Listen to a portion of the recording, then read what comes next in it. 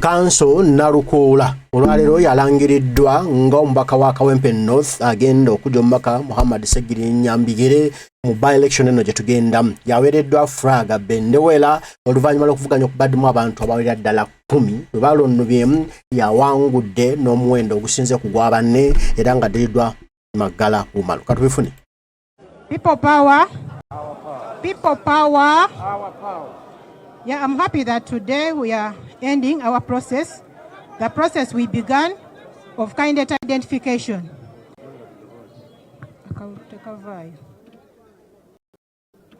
Amase Walukamba, Chairperson EMC. These are the results that we got out of the 3 phases that we went through. Number 1 was Kakika Frederick.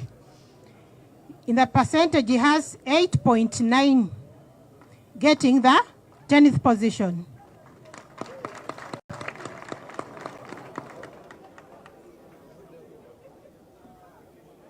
Next, we have Nsereko Moses. The percentage he got 14.2.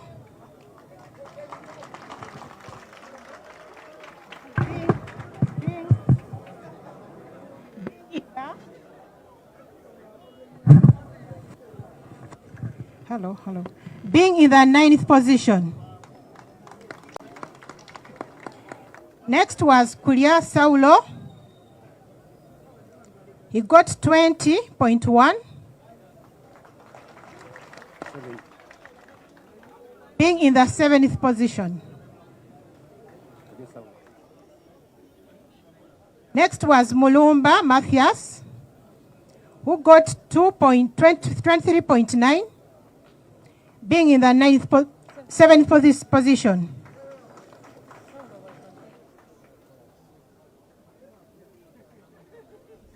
Then we have Charles Rubagumya. He got 23.3, being the 6th position. Next we have Serunkuma Salim. He got 23.5. being in the 5th position.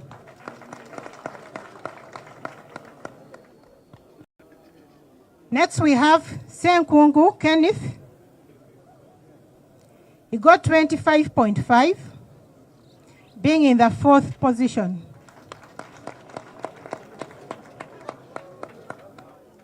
Next is Luwemba Muhammad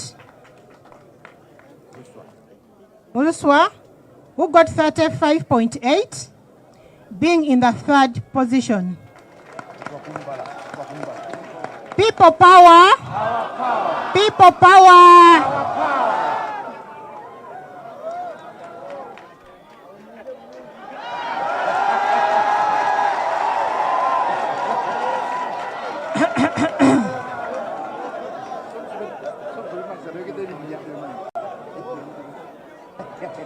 People power!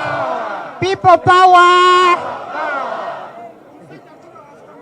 Are you ready? Ready? Are you ready, members? The next is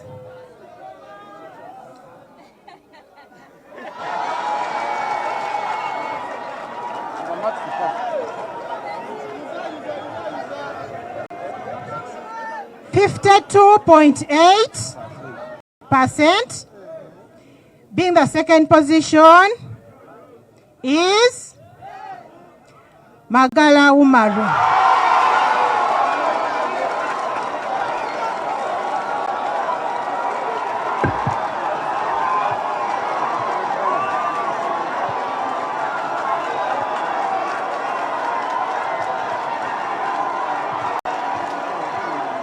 People power! People power!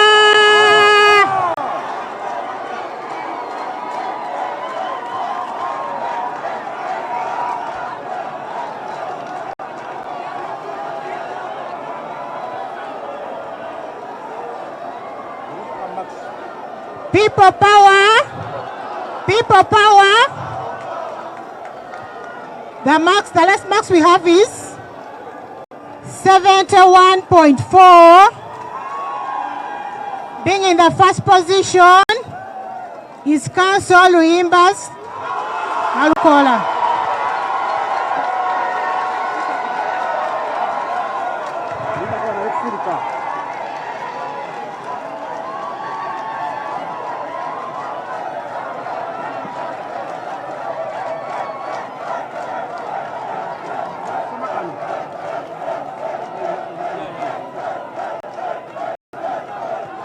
People power! People power!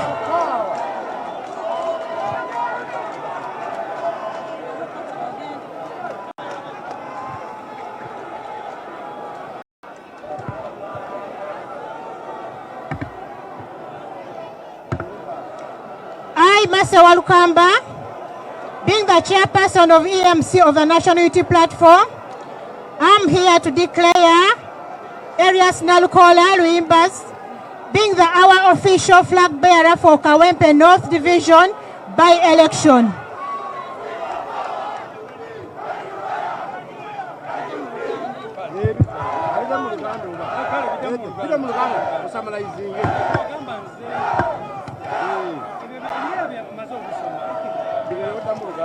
Bane abaluganda Vision, nze Masewa Lukamba, mu buyinza obwampa bw'ekitiibwa tuli wano okudeclaringa our official flag bearer for Kawempe North by election.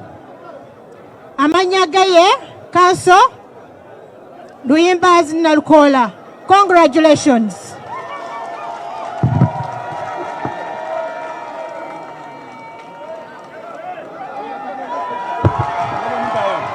People power, our power. Kale basawo ne banyabo kansabe tukubire akakiiko kaffe mu ngalo ez'amaanyi okulaba nga bagusiza process yaabwe.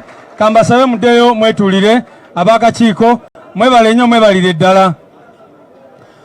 Banange basawo ne banyabo kusaawa zino engeri akakiiko gye kamaze okulangirira ayisemu ngenda kumuyita ajje wano ayogere gye tuli oluvannyuma tufune ebigambo bya President ebitusiibula.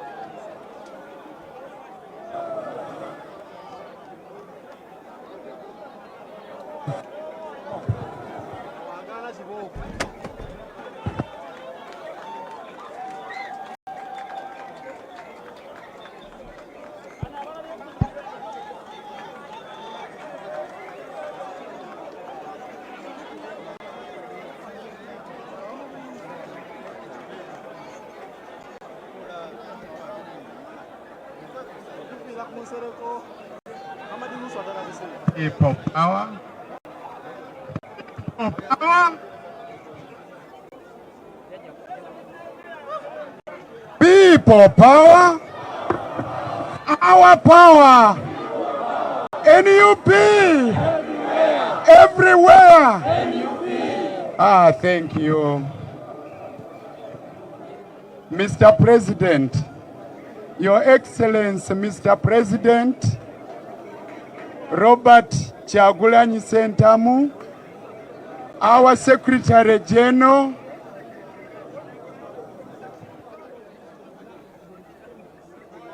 people power, Ra.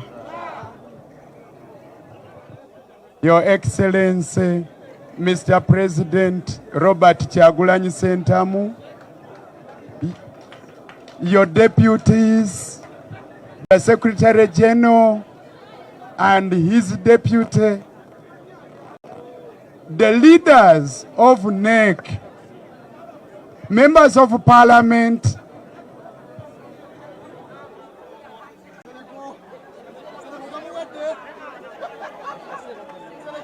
dear leaders on all levels, people power,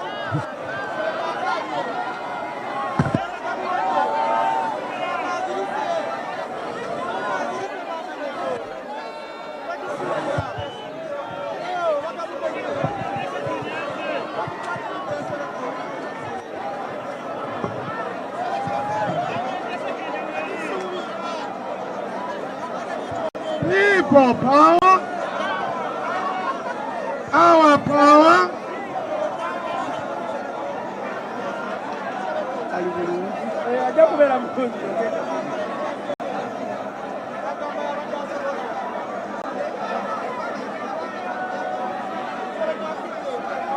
Sereka abadde ati aguddemu ekidumusi akola katemba abazi basegenya byali byakatemba tibyali akatemba byali bya ddala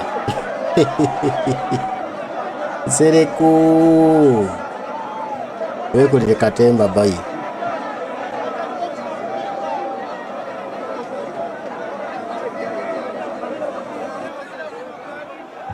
People power, our power. Basebo ne banyabo. People power, Our power. our power. People power. Your Excellency the President, dear your deputies,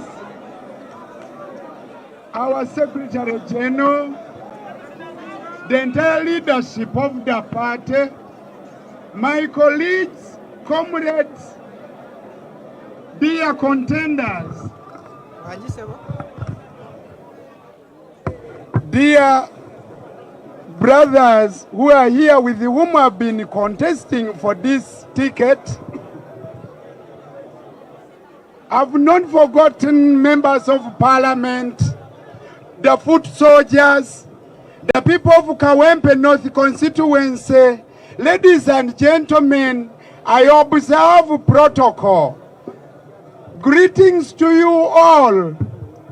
I wish to express my heartfelt appreciation to the National Unity Platform for placing trust in me to be the flag bearer and all candidates in the forthcoming Kawempe North by-election. Mr. President, to my fellow aspirants who stood in the race with passion and integrity, your dedication has strengthened our party. I also wish to thank the party under the leadership of His Excellency President Robert Kyagulanyi Ssentamu and the Election Management Committee for conducting this unique and historical exercise. My family, our supporters, well-wishers, and the people of Kawempe North who have walked this journey with us, sincerely, your belief in our mission propels our determination.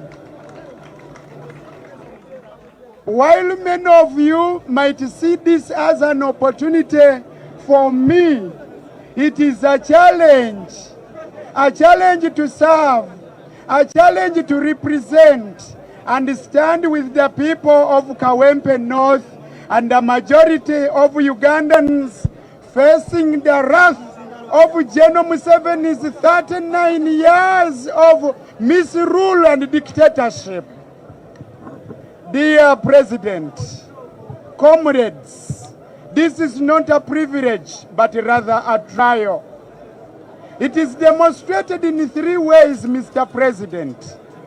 First, it is a trial to enhance our unity as a party, embody our brand as the National Unity Platform, and walk the values we preach.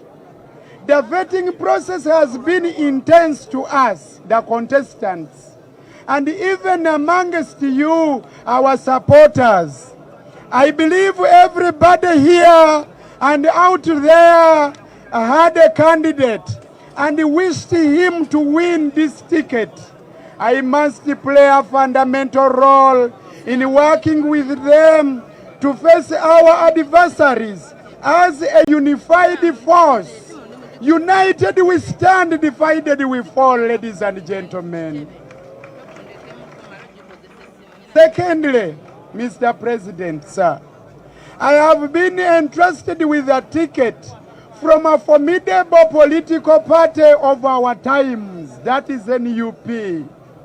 Our departed comrade, Honorable Sejirinya Muhammad, was overwhelmingly voted in Kawempe North constituency with over 41,000 votes.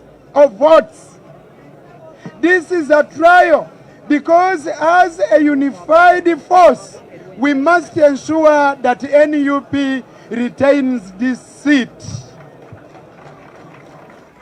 Comrades, count on me as much as I count on you. We have the bullet and we can be declared the victorious at the end of the tunnel, brothers and sisters.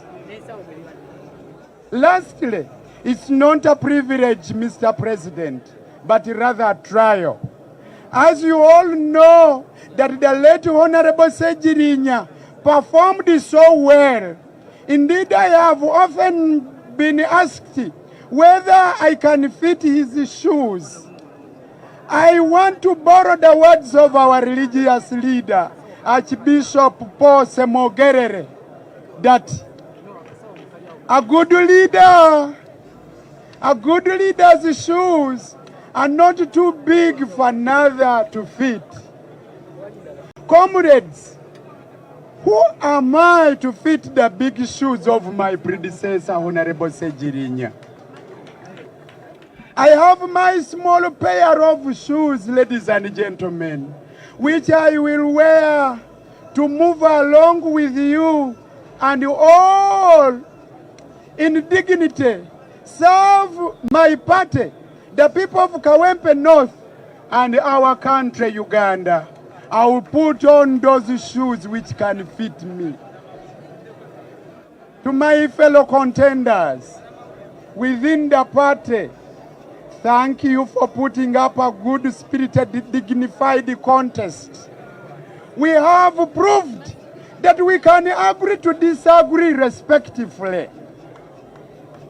It takes courage to be part of the process we have been through. Although the party has not given all of us a chance, it is counting on us to liberate Uganda. And that is the ultimate goal, Mr. President.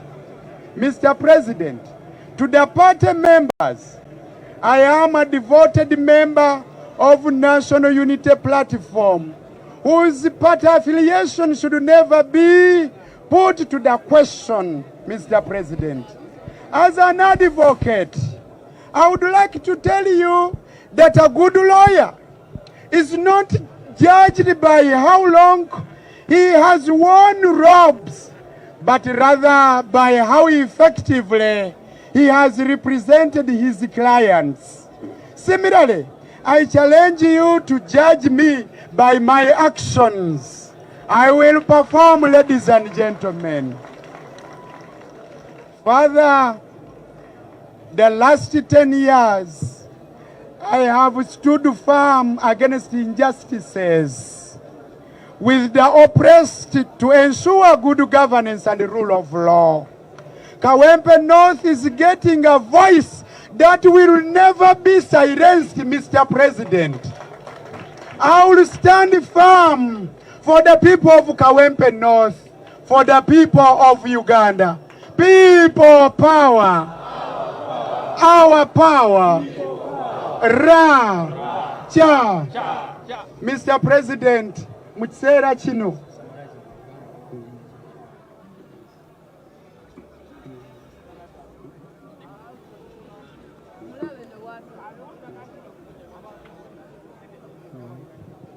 Mr. President, ndozondabye wanonga ne Terezamu omanyi mu free and democratic society monna mu mawanga agalina demokrasi ye yakula omukulembeze yenna bw'abaza okulondebwa bw'aba yeetabye mu kalulu ategeka speeches bbiri Mr. President. Waliwo speech gy'ategeka nga yagenda jogera nga taliiko kamwenyo ku matama Mr. President. Yeeyo bw'abanga omulala yakoze eki yawangudde atali ye. Ne wabaawo ne speech gy'ategeka nga yeeyo gy'anaakola mukama wange bw'abanga aliko akamwenyo nga yeye gwe awangudde. Kyova olaba bwe baleese ekiwandiiko kyange kino mu bbaasa Mr. President, nsoose ne neetegereza nga neebuuza ddala ddala omusajja ono tajjeeyo kiri kye nategese okukola nga si yenza agwe bawadde. Sebo mukama wange omusajja gw'ofunye ono ng'omuwadde tiketi eno yoyo omusajja amanyi nti bw'ogenda mu kalulu tekibeera nti gw'alina okuwangula. Era Mr. President njagala okutegeeza kino nti nze mba kubanga si yenza aweereddwa tiketi eno nkulayira Mungu eyantonda nandigambye nti nno Nalukoola siwangudde kanyimirire wamu n'omulala awangudde. Ekyo Mr. President tekyalituuseewo lwaleero lwokka, yeebadde neeyisa yange ebbanga lyonna, neeyo eyo gye naveeyo mu kibiina ekirala eyo bwentyo bwe neeyisanga mukama wange kasita saawangulanga. Era mu kkowe eryo mukama wange wensabira bannange tubeere bumu, tutambule ffenna kubanga tusobola okukolera awamu era ne tufuna ebyamagero. Mr. President, nga bwe njogedde mu Lunyaanyimbe, omanyi mukama wange n'oluganda luno ssebo ndulya butooke, nzikiriza mu bufunze ssebo. Mukama wange President, n'abakulembeze booli nabo nga seerabidde abamyuka b'ab'amaanyi ne Secretary General kw'ossa bammemba ba Parliament abo bonna abatuula ku NEC basebo ne bannyaba abalungi nga seebalabidde bannange bafuutu soldiers abatuuze b'e Kawempe North ne bannayuganda mbalamusizaako nnyo. Munzikirize njolese okusiima kwange okubuganya omutima gwange nga nsiima National Unity Platform olw'okumpa obwesigwa buno obunene nfuuke nga nze nkutte bendera y'ekibiina kino. Ekibiina kino naggwano mu kalulu ke tuddamu aka election aka Kawempe North. Bannange betuvuganyizza, bannange muli baakitiibwa bakama bange, nsanyusa okuba nammwe. Mwebale nnyo okuvuganya mu kitiibwa mu kwagala okw'amaanyi. Bannange tekiri nti nfunye olw'okubanga mbasinga, nedda nammwe muli balungi naye akalulu kankutte bukwasa olwaleero bamikwano. Mukama wange President, wakati wansi w'obukulembeze bwo taata, akakiiko akaddukanya ebyokulonda kasobodde okuvaayo nga kayita mu kkubo lino eritali lya bulijjo eritabangawo ne kasengejja oluvannyuma ne kalyoka katuuka ku nkomerero eno. Mukama wange nkeebaza, neebaza abafamire yange, neebaza abawagizi okuva mu buli kkoona y'ensi eno, kuba abamu bali mu Amerika n'ebitundu ebirala eby'ensi eno. Bassebo ne bannyaba abalungi aba Kawempe North abasazeewo tutambule olugendo luno, mbasiimye nnyo ate mbeebaza olw'okukkiririza mu missioni eno gye tulimu, ate nga buli lwe mukkiriziganya naffe kyekyo kitwongera amaanyi ne tusigala nga tuli bavumu, okusigala nga tulafuubanira ebyo bye twaluubirira. Bassebo ne bannyaba abalungi, buli omu wano waali alabanga nze afunye omukisa guno, bangi ku bo, naye nze ndabye kusoomoozebwa okwereere. Omanyi Mr. President, mu buli kyokola mubaamu okusoomoozebwa. Olaba n'akyala alina okusoomoozebwa, ayinza obutaanirizibwa ng'atuuse gy'alaga. mukama wange n'agaba alina okusomoozebwa ayinza obutasiimibwa ekyo kyagabye mu ngeri yemu n'atandika omukwano naye alina okusoomoozebwa gw'ayagala ayinza obutamwagala mukama wange bangi balabanga nze afunye ekyamagero omukisa ogutasangikasangika kyokka mukama wange nze ndabye kusoomoozebwa kwereere okusoomooza okwereese mu ngeri zino esatu bw'oba ompadde olukusa ze ngenda okubuulira ekisookera ddala kusoomooza okuze ffe tusigale nga tuli bumu nina obuvunaanyizibwa obw'okusigaza ekibiina kyaffe mukama wange nga kiri bumu kubanga erinnya lyaffe bwe ligamba National Unity Platform kyokka buli lwe wabaawo okugugulana mukama wange wajjawo ebyo ebinyenyanyenya obumu bwaffe kakati bwe mbanga nze omu ku abo ababadde mu lukontana olukontana olutunyenyezza kitegeeza nnyina okuba nga nkwata omumuli ogwo ogw'okulaba nga tusigala nga tuli bumu mukama wange era nnyina essuubi nti tugenda kutambulira wamu tusobole okweŋŋanga abo abalabe baffe jjukira nti bwe tuba tetuyimiridde bumu tuba bangu ab'okwawuzaamu ssebo ate ne tulemererwa mukama wange nkulaba nga kusoomoozebwa olw'ensonga eno ey'okubiri mukama wange tiketi eno empeereddwa nga tiketi eva mu kibiina kinnaggwano olwaleero ekiriko kyawangula n'okuwangula ne bakimma obuwanguzi bwakyo nga byenjogera bituufu byewandiise ne kubire mukama wange nti kino kyekibiina ekikyasinze kaakano mukama wange singa nfuuka nnamba lujega nempeebwa ekyokulwanyisa eky'amaanyi ate olutabaalo nendugendamu nenkomawo nga nnyanga nga nderanga lonjereere nga sireese buwanguzi kwe kusoomooza okwo kwendaba nteekwa okulwana okufa n'obutanyagwa nga ndi wamu ne bannange nga ndi wamu ne bannakibiina nga ndi wamu n'obukulembeze bw'ekibiina tusobole okuwangula ssebo mukama wange kusoomooza kwennyini kubanga ate era abantu beekwaffe mu Kawempe North ng'abamu bali wano baategeera obuweereza bwa Honorable Ssegirinya eyagenda okulunda embogo kaakano mukama wange bangi bazze nga bambuuza Nalukoola ekigere kyo kinaasobola okujjuza engatto za Honorable Ssegirinya nga yali musajja w'amaanyi mukama wange nkusaba onzikirize neewole ku bigambo bya kitaffe mu Katonda Archbishop Pose Mwogerere yagamba nti nno omukulembeze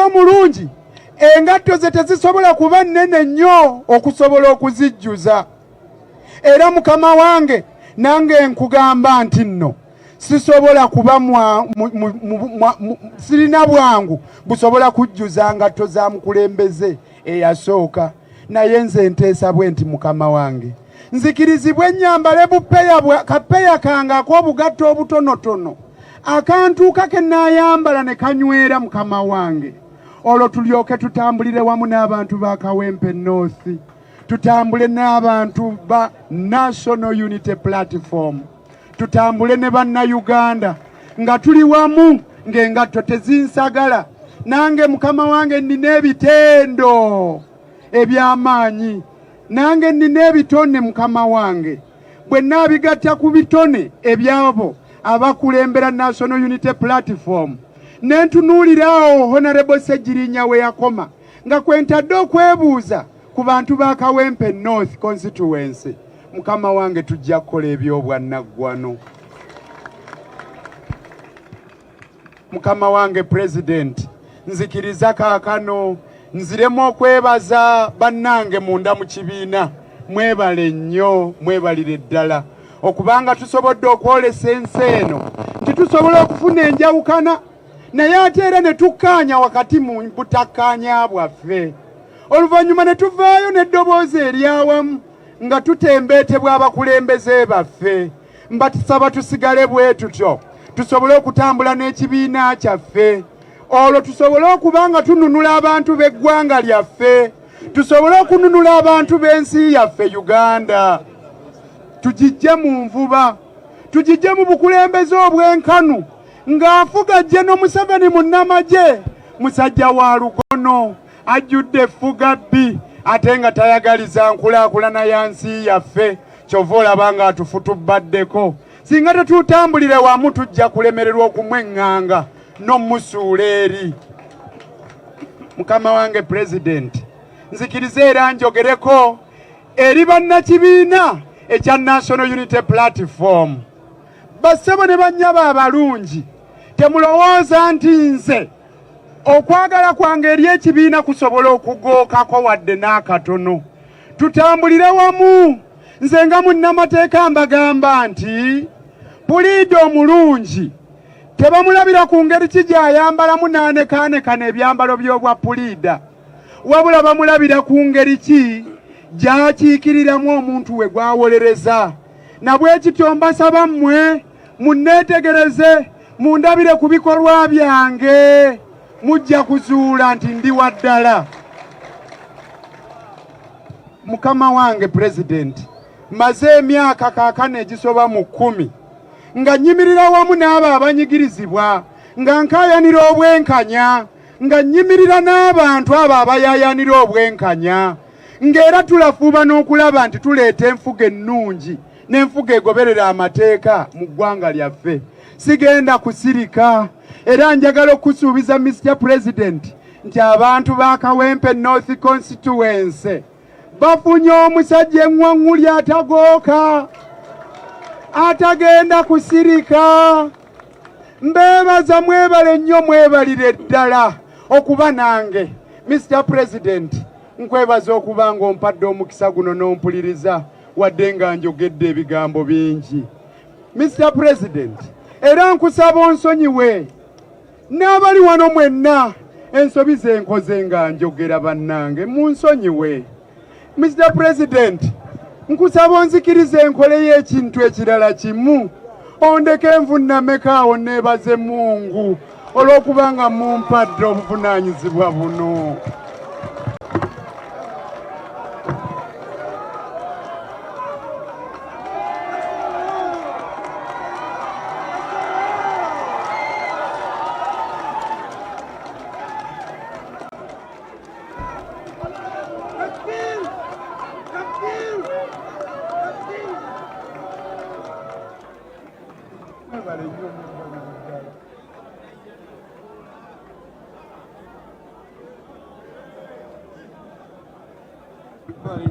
People power, our power. Thank you very much. Before you go back, now I'm going to invite the President waffe ngenda kumwaniriza ng'omulimu gwagenda okukola kwe kuwa candidate ono ebendera mu butongole, oluvannyuma amukwase Deputy President waffe wa Buganda, Ssaabakunzi n'abakunzi wa Buganda bagende mu maaso omulimu gukolebwe.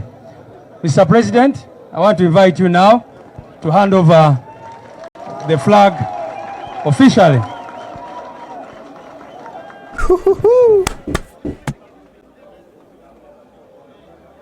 Yeah, just here. Then after that.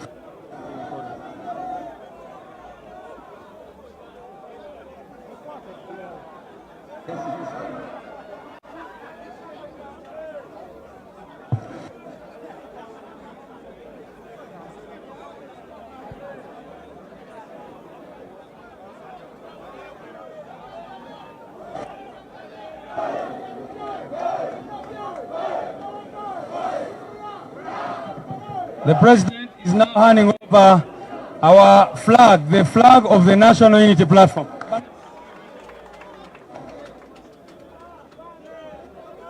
And the flag, abantu bano 10 gyabadde balwana okufuna kakati President agiwadde mu butongole.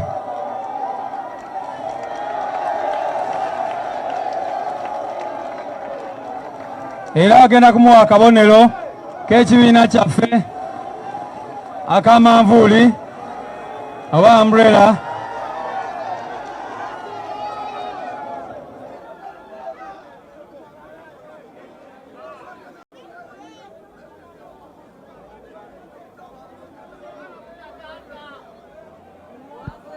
wali munda kali munda.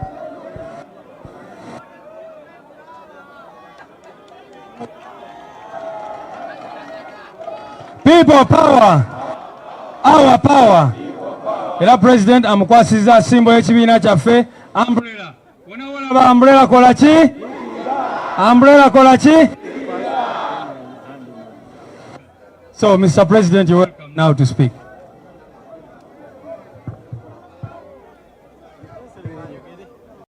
Yes, bwatyo Nalukoola Alondeddwa nga candidate w'ekibiina kya National Unity Platform okugikwatira bendera mu kulonda okw'envunula byogenda okubeerawo mu Kawempe North ewaali omubaka Muhammad Ssegirinnya tuva ku maaso muganda waffe awummule mirembe era ng'ono abadde avuganya ne banne 10 nga yabasooloobyeko n'addira magalawo malu n'abantu bagenda nga baddirira bwe batyo katumusabire omukama amukwatireko ate asobole okuba nga olutalo naaluggusa olw'ekibiina kya kusigala waggulu alina okulaba nga eggwanga lyaffe tusigala ku mulamwa ogw'okununula n'okwenunula tubeere mu Uganda ffenna gye tweyagaliramu tukwagaliza buwanguzi muganda waffe Kanso Nalukoola omukama akutambule naawe akutembeete akutakutuuse mu kununula eggwanga lya